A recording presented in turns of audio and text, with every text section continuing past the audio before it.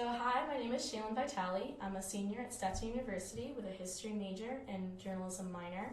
I participated in the Collegium Civitas program in Warsaw in the summer of 2017. And here I am with Dr. Jenner of Stetson University, and he's going to talk a little bit about his foodways course on Georgian cooking that he will have in the latter half of June 2019. That's right. Gamarjoba, that's just about the only Georgian word I know. We'll talk a little bit about the place of Russian in Georgia and my interest in Georgian cuisine and Georgian culture in just a second. Let's move on and have some questions. So, what first brought you to Georgia? That's a really interesting question. So, I don't expect many people know the hierarchies in university faculty careers, but essentially you come to university as an assistant professor, you receive tenure, you become an associate professor, and then 5 or 6 years later, after you've done a ton of research, they tell you that you're a full professor. And I'll observe generally that that's the kiss of death for most professors at most universities. They get to the level of full professor, and their output really reduces, their scholarly interests atrophy, and honestly, frankly, they stop doing really interesting things. That's at least been my experience looking out at my colleagues in the field. And so 3 or 4 years ago, I submitted a portfolio, and they declared that I was a full professor at Stetson University. What do you want on your epitaph? I decided that I wanted to go a different direction. And so I'm kind of a classically trained Slavist in the sense that for most of my career, I've done very mainstream stuff. I study Tolstoy. I teach Russian language. My emphasis, the area of my expertise has always been just roughly like late imperial Russian and Russian language. When I got full professor status, I decided very carefully that I didn't want to follow the path of most other full professors, that is to say, stop working. And instead I wanted to pick something radically different and basically restart my academic career doing something different, or at least as different as I felt competent to do. And so I thought, what would be the farthest possible field from studying Russian language and Tolstoy, but that I could still use Russian, which is, a language I spent a long time developing my capacity in, and my knowledge of Russian history and the space that we kind of call the post-Soviet space, which is basically cognizant with the Russian Empire, which is basically cognizant with the USSR. And so I seized on Georgia.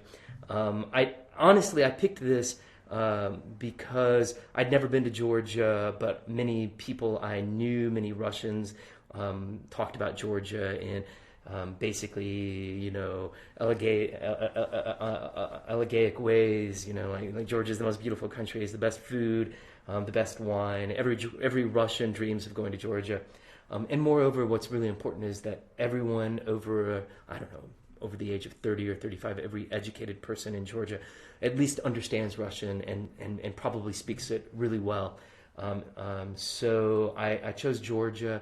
I've spent a lot of time in my own personal life gardening and cooking, so I've always had a lot of interest and a lot of reading, but it's never been professional for me. I've never been particularly interested in Russian cuisine. The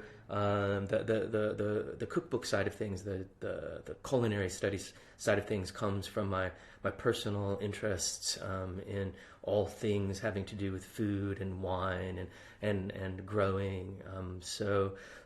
That's basically the story. I'd never been to Georgia until I guess 2014. And like most people who go to Georgia for the first time, I went there and immediately fell in love with the food, the country, and the people. It's something that I share with basically everyone who's ever been to Georgia. Beautiful country, wonderful people, and the food is astonishing. Well, anyone that would know you knows that you are a foodie and a fantastic cook, but your focus academically has been in other areas. What made you decide to write a cookbook? Was it an epiphany one day, or was this a long time in coming? Honestly, I say this to my students all the time. Who you know limbs what you do. That is to say that, like, basically your sphere of what you can do in this world, or where you can go, what you read and what you think and what you say, it's determined by the people you know. And it just, like, totally happenstance. My good friend, Gela Turabalidze, who is Ukrainian but is also Georgian by nationality, his godfather for his son happens to be the husband of the best-known cookbook author in Georgia. Her name is Tinatin Mjavanadze, and it's her cookbook that I'm translating. So this is a great example of why you just need to meet as many people as possible and be kind to people and be helpful to people, because ultimately they know people who know people who know people who know people, and that's how you get things done in this world. And so I met Tina a couple or 3 years ago. She gave me her cookbook as a gift, and over the course of a couple or 3 years, we chatted about translating the cookbook, and we moved into this sort of co-authorship of the cookbook. It's this cookbook. It's a very well-regarded pan-Georgian cookbook. It's called Gruzia sa vkusem, Georgia with taste. It's written in Russian, which makes perfect sense if you know anything about Georgian history and who would be interested in a Georgian cookbook. It's a compendium of Georgian recipes. I should say right now that Georgian cuisine is pretty fascinating, because there's a simultaneity, a sort of extroverted and introverted nature of Georgian cooking.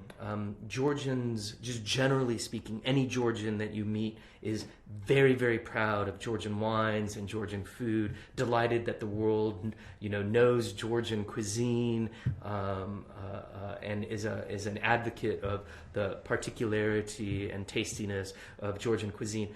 But on the flip side, it's also a highly introverted country, in the sense that even though it's really quite small, it's about the size of West Virginia or Kentucky. If there weren't mountains, you could drive across it in a couple hours easily. And yet, in this tiny, tiny country, and this is so typical of a place, especially a kind of place like Georgia that has, 3,000 years of continuous history and almost 2,000 years of Christianity, it's also highly territorial. And so it would be very difficult to write a Georgian cookbook in Georgian, because each of the recipes represents a part of each of the territories in Georgia. And so if you were to write a recipe for a pretty traditional Georgian dish like, say, sarma, which is a cabbage wrapped around meat that's chopped up a special way with lots and lots of herbs. It's a well-known dish. On the one hand, it's a Georgian dish. On the other hand, it's a dish that all Georgians know come from kabuleti, and that, by God, if you're going to make it, you got to make it exactly according to kabuleti rituals, and you've got to get all this. You've got to source all the ingredients from there. It's on the Black Sea. It's near Turkey, and so. So you get what I mean. Like no Georgian, I think, would write a pan-Georgian cookbook, because while Georgians are very proud and very self-conscious of the importance of Georgian wine and Georgian cuisine, at the same time, it's highly factionalized. And so you almost have to write it in Russian, in a language that's not Georgian. And so in many respects, that's has been a boon for me, because it's very easy for me to talk about Georgian cuisine as though it's this homogeneous tradition that's cemented by, the 2,000 years of history. But in fact, Georgia itself only came together over the last 1,000 years or so, and there's not been a sense of national identity since This is one of his problematic things. And so maybe the 18th century, maybe the 19th century, when it became part of the Russian Federation, and arguably not until the 1920s when it became a republic in the Soviet Union. So before that, there was Emiratian cuisine, Ajadian cuisine, Span cuisine, and now there's Georgian cuisine. And so this cookbook maybe simplifies things. How are you approaching the book with recipes and in design? It's a great question because all Georgians, like Tina starts off this cookbook talking about how idiosyncratic Georgian cuisine is. She talks about the last 25 or 30 years as being this revolution in world food, and everybody's interested in cooking and in developing new recipes and riffing on old cuisines. There's been a marked increase in the interest that Americans have towards cooking. That I guess maybe it starts sometime in the 1960s or 1970s, but really takes shape in the 2000s. And Tina says that has nothing to do with Georgian cooking. Georgian cooking is very traditional, very old-fashioned. It really hasn't changed a lot. They take a lot of pride in markers of Georgian cuisine. So there's this one strand of a very self-conscious national cuisine that all Georgians are aware of and appreciate, and every Georgian household makes. It is a sort of it's. I often say that being Georgian means three things: one, that you're Georgian Orthodox; two, that you speak the Georgian language; and three, that you eat Georgian food every day. It's essential to the Georgian experience. Georgians just have no interest in world cuisine or nouveau cuisine. And so this cookbook that I'm translating, Georgia with Taste, it preserves that very traditional approach to Georgian cooking. There is, however, a problem. Americans aren't familiar with Georgian cuisine. Americans aren't familiar with Georgian techniques. And Americans just aren't really aware of the whole cultural phenomenon that is the Georgian culinary tradition that I could say a lot about when I probably will. So in fact, what I found is that this book is as much an adaptation as it is a translation. So, for example, I try to draw lots of connections. Like there are obvious connections. Like Georgian cuisine depends on New World ingredients, and so corn, for instance, is one of the most important ingredients in Georgian cooking, and it links, therefore, so neatly with American Southern regional cooking or even Mexican cooking. It's impossible to think of Georgian cooking without taking into consideration tomatoes and eggplants. But we all know that those couldn't possibly have existed in Georgia before the 16th century, probably more like the 18th or 19th century before these New World ingredients get to Georgia.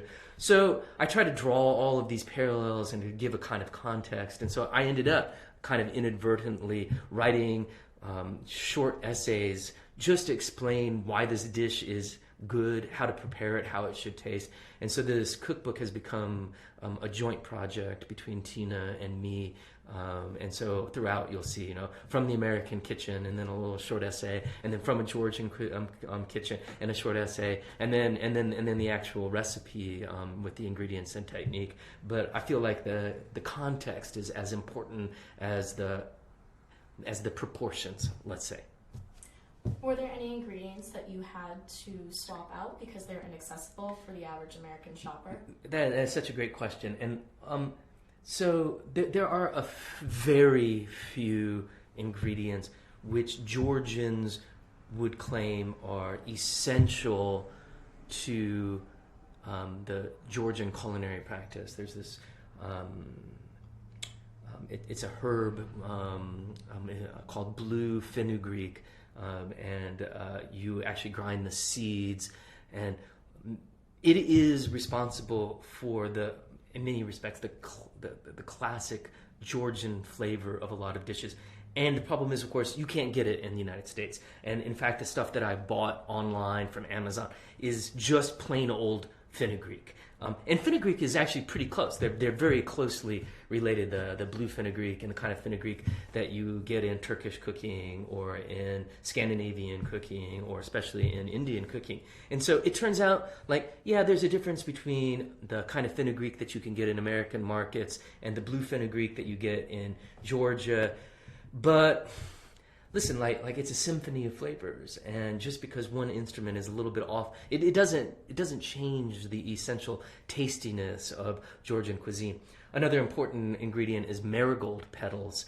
So it's from Tagetes. It's from the garden marigold, and they grow marigolds all over Georgia. Pick them, dry them, and then pound the petals into a powder that they call Emiratian saffron.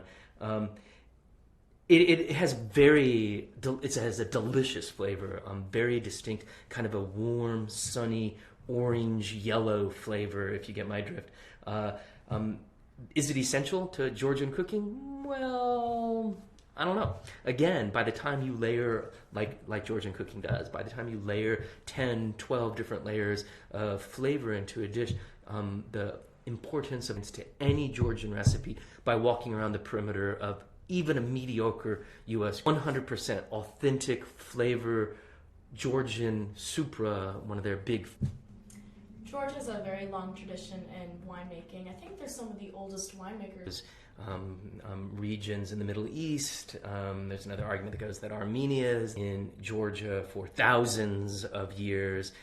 At least as long as they've been Bronze Age, like thousands of years ago, in many different regions. But let me say that on the spot, it's ready to drink in 3 or 4 days, and up until modern, and you drank it, and that was it.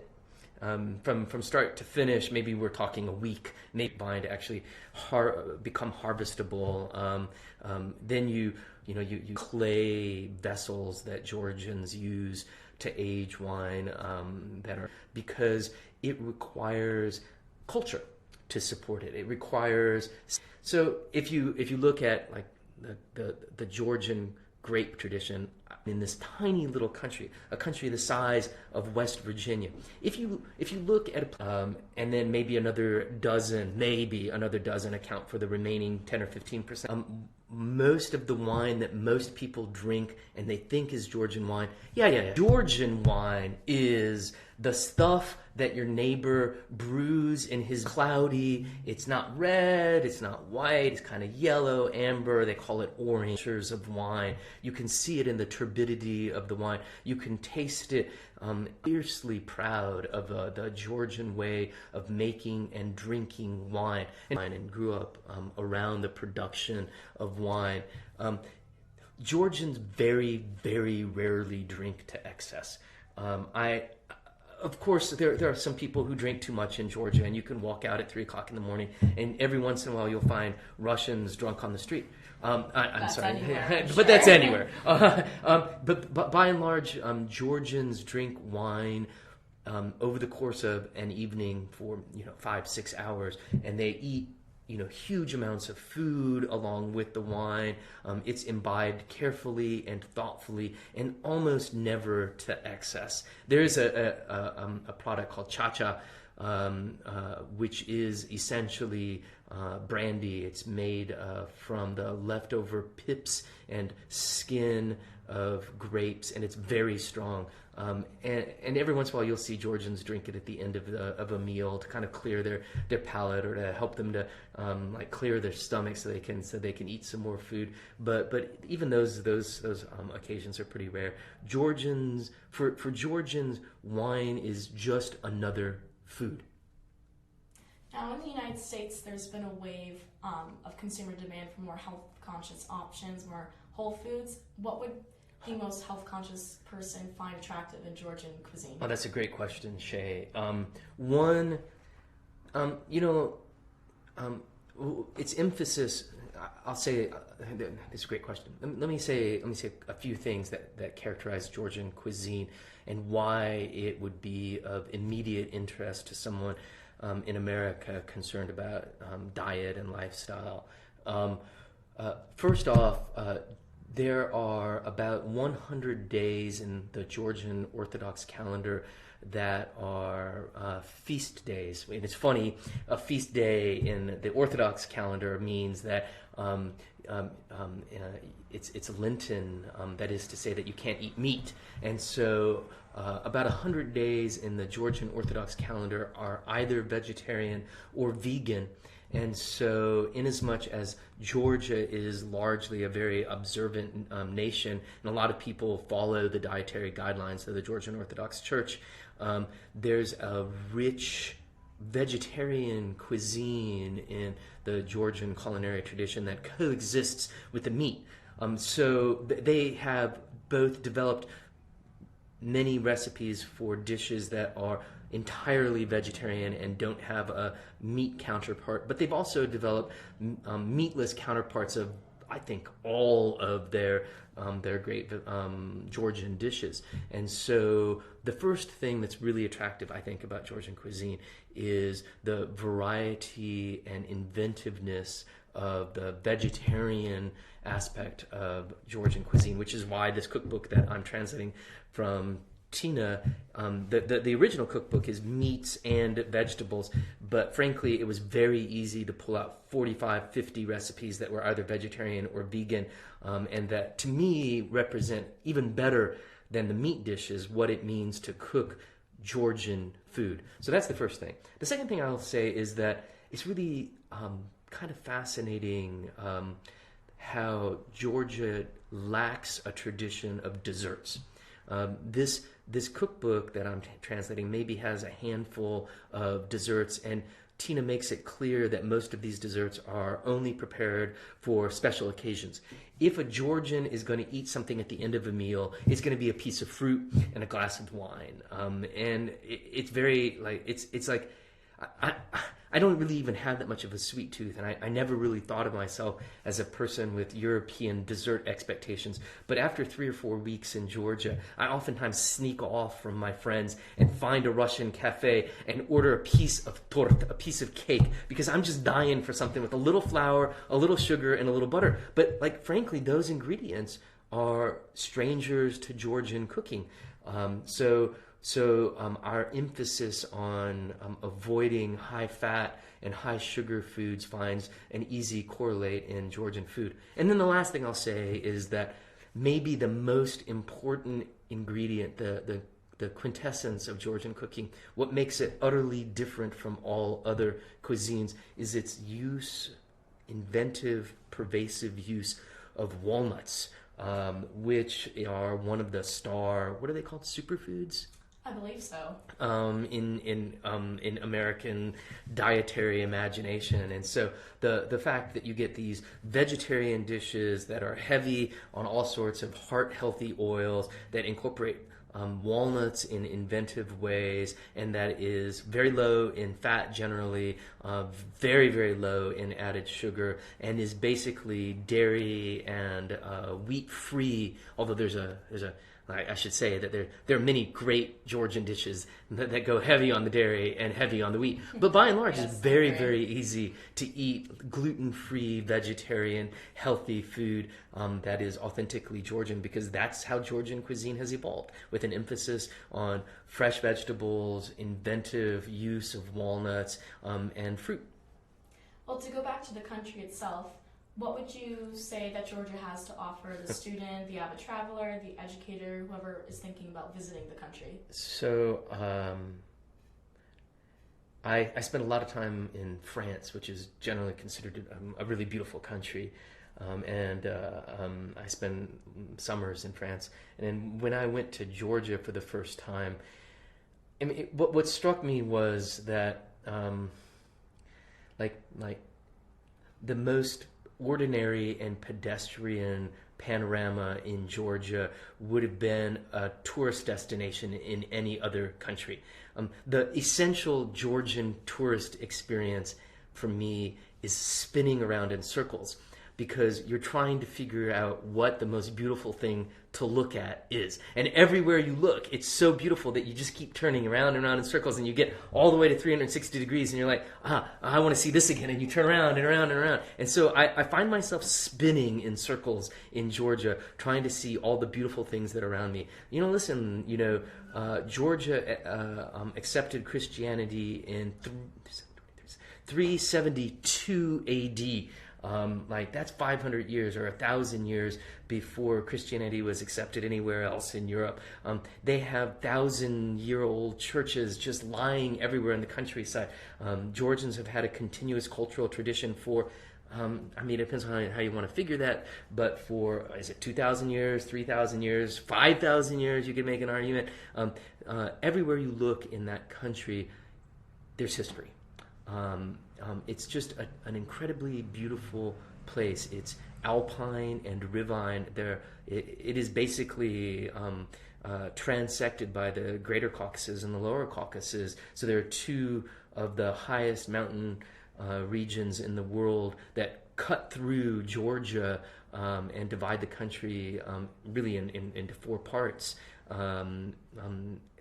Because there are these incredibly tall mountains, there are, of course, rivers everywhere and waterfalls everywhere. So the eastern half of the country is very different from the western half. The eastern half that borders Azerbaijan and Armenia and Russia is kind of looks like the steppe or like the American prairies. These huge, wide open vistas of blowing grass. It's on the Black Sea, and so it would be possible to go to a city in Ajada and play the casino at night all night long, wake up and spend the day on the beach on the Black Sea swimming, have lunch eating delicious food and fishes from the Black Sea, and then to get into a Jeep and drive 5 miles and find some of the best trout fishing, fly fishing that the world has ever seen. This is all within like 5 miles of where you might want to say in Batumi, someplace in Ajara near Turkey. It's an astonishing, completely undiscovered place. I should say that the Soviet Union knew very well that Georgia existed and always imagined Georgia as sort of the exotic part of the Soviet Union, and for many Russians, going to Georgia would be like for Americans going to Disneyland. It was like the chance to, sun and fun and freedom, and so while for Americans and Western Europeans, Georgia is just now becoming sort of a tourist destination. It already has a great tourism infrastructure that dates from the Soviet period. The people are fiercely proud of their country, their culture, and the beauty of it, and are eager to show it to you. To go back to your book, is there one takeaway that you want your listeners to know about why they should buy your book? Yeah, and I need to work on this, right? So I've finished translating all of the recipes, but it's a very conceptual cookbook, and I'm trying to convey what makes Georgian cuisine different.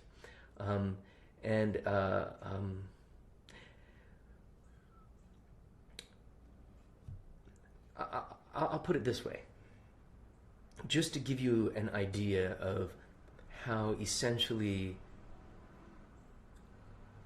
peculiar Georgian cooking is.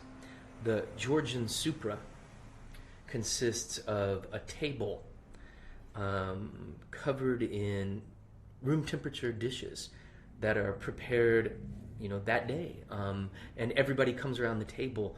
There aren't like courses. There's no separate courses. Instead, you kind of like dig in with what you want and spoon it onto your plate, and you sort of pick around, and you find the stew that you like, or the pickles that you like, or the vegetarian dish, or the appetizer that you like, and you just put it on your plate. Like the way that Georgians eat food is emblematic of this sort of improvisational, almost in a positive sense, impulsive and natural way of eating. Like, compare that to the traditional American sense of, first of all you serve, salad, and then the soup, and then the meat, and then the dessert. Like, that's totally foreign to the Georgian sense of food.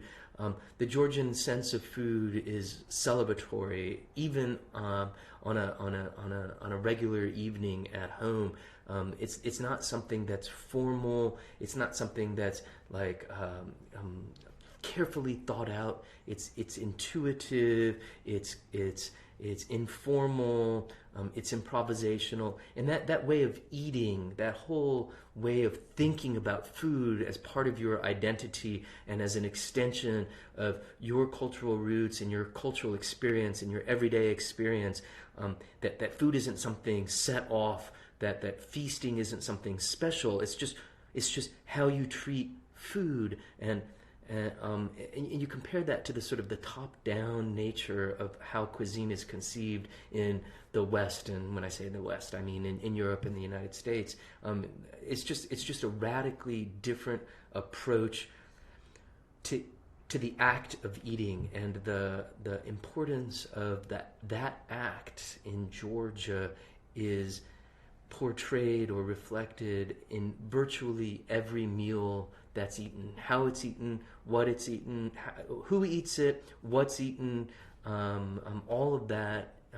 It would be very difficult to try to sort out what is Georgian culture from what is Georgian cuisine. And I don't know if that's true about American cuisine or French cuisine or Italian cuisine, because those cuisines kind of arose in a hierarchical way where the best of French cuisine reflects the priorities of a bourgeois or aristocratic cuisine of 100 years ago. But you couldn't say that about Georgian cuisine.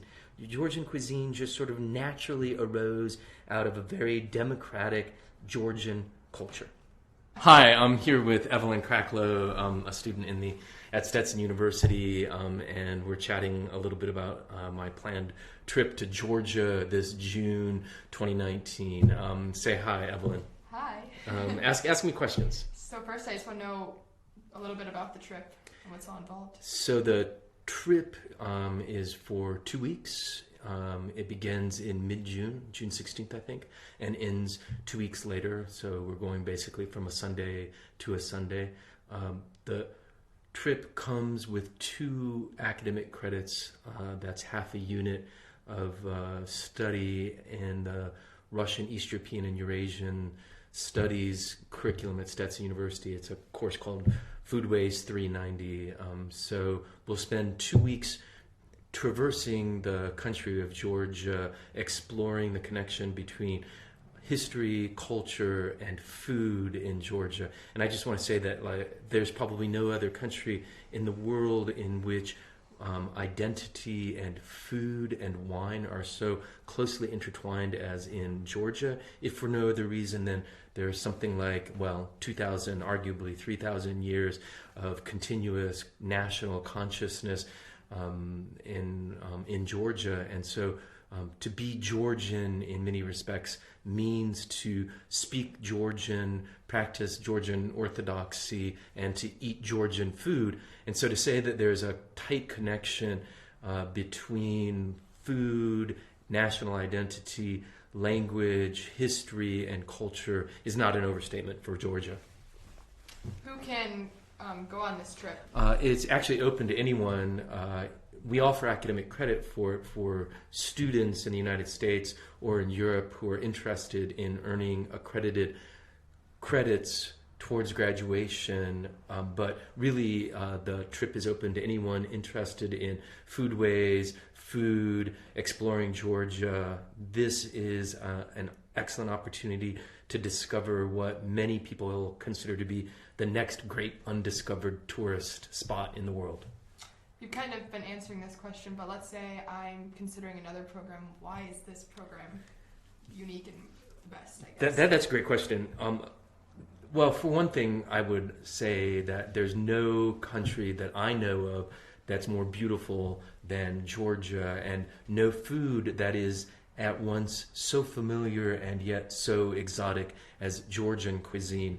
Let me say that what I like most about Georgian cuisine is, on the one hand, it's fundamentally improvisational attitude towards food. There are national dishes, and there aren't that many of them. It's a sort of narrowly defined national cuisine. There are probably 15 or 20 dishes that constitute the national repertoire. But that said, any Georgian looks at the ingredients on hand and can basically substitute or improvise ingredients in any given dish. So I talk a lot about an attitude about a dish. There are certain hallmarks of a dish, but the ingredients are left largely to the discretion of the cook. Moreover, unlike, I want to say, every other cuisine, what I really love about Georgian cuisine is that you can go to any supermarket anywhere in the United States and walk around the perimeter and get all of the ingredients in any recipe. There are no really special, exotic Georgian ingredients. Instead, Georgian cooking is meat and vegetable cooked so as to reveal their internal identity. Last, you asked me, why should you consider this trip? I think you get 2 weeks of all transportation, all housing, and tons of great food, meeting great people, listening to great music, and cooking with experienced cooks, and it all costs roughly $3,000. I've looked at other trips that are that long and that include that many extra benefits, and many of them cost twice as much. So $3,000, I mean, it's not a small amount of money, but we take that $3,000 and we do a lot with it. Let's see, is there a specific event on the itinerary that students can look forward to, like something that you already have? Oh, that's a great question. I have to say that, Georgia often calls itself the cradle of wine, and that's probably true. Certainly in that area in and around the Black Sea during the Bronze Age, people began to make wine intentionally, and it's always been sort of a luxury good. It's always been part of the Georgian identity.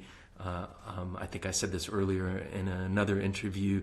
In Georgia, they grow 400 varietals of wine. Now, this is a country that's roughly the size of Tennessee or West Virginia. And if you look at France, I'm sure there are a couple dozen varietals grown, but 90%, 80% of any given year's wine production consists of maybe 3 or 4 different grape varietals, and then another 10 constitute the last 10%. So realistically speaking, a country that's 5 times larger than Georgia grows 1/5 the number of varietals that Georgia does, and so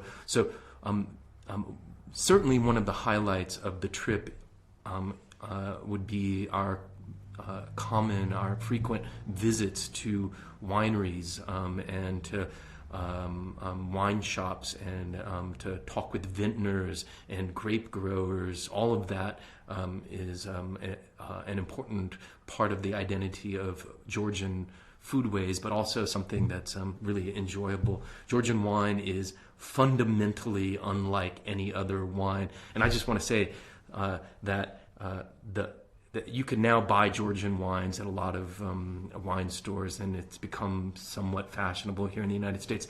That said, Georgians know, anyone who's spent any time in Georgia knows that Georgian wine is a living thing. Literally, it's sort of this raw wine. The wine that we buy in grocery stores is dead. The only way to drink real Georgian wine is to drink wine in Georgia, basically out of the kvevri, out of the containers, the amphorae that they're kept in, and then we do that often during this food waste tour. So that's always one of everyone's favorite parts. Oh, and did I mention that we also take a horseback ride to glaciers and have a picnic out in the middle of the Svan Mountains in the Caucasus, some of the tallest peaks in the world? Awesome. I think the last question is, will there be any scholarships available for students? Yes. Students who apply through Stetson University are eligible for some of the summer scholarships. Moreover, there's a discount for Stetson University students and Stetson University alum. Finally, the School of Russian and Asian Studies offers a limited number of scholarships for summer study that people should feel free to reach out to me and ask me questions about, and I can send them a link on and give them some more information. Perfect. Thank you. Thank you, Evelyn.